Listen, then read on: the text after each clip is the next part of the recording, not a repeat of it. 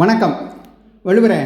இப்போது சில செயல்களை நம்மால் எளிதாக முடிக்க முடியுது, சில செயல்களை எவ்வளவு கஷ்டப்பட்டாலும் முடிக்க முடியாமலே போயிடுது. இதுக்கு என்ன காரணம் வள்ளுவரே?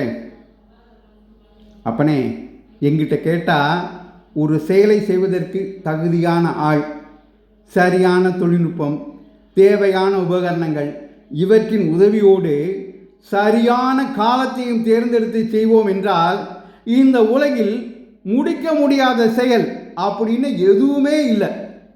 இதைத்தான் அறிவினை என்ப உளவோ கருவியான் காலம் அறிந்து செய்யின காலம் அறிதல் அதிகாரத்தில் 483வது குறளாக எழுதி வச்சேன்.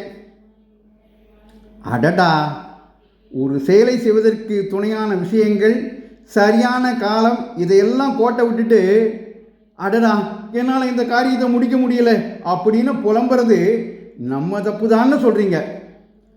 அருவினை என்ப உளவோ கருவியான் காலம் அறிந்து செய்யின்.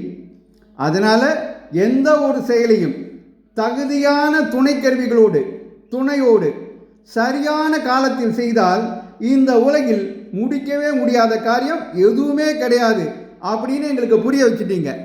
நன்றி வள்ளுவரே. இந்த பதிவு உங்களுக்கு பிடித்திருந்தால் மற்றவர்களுக்கும் பகிருங்கள். தொடர்ந்து திருக்குறள் தெளிவோம் பகுதியை கேட்க பாரதமணி திருநாடு சேனலை பின்தொடருங்கள். நன்றி, வணக்கம், ஜெய்ஹிந்த்.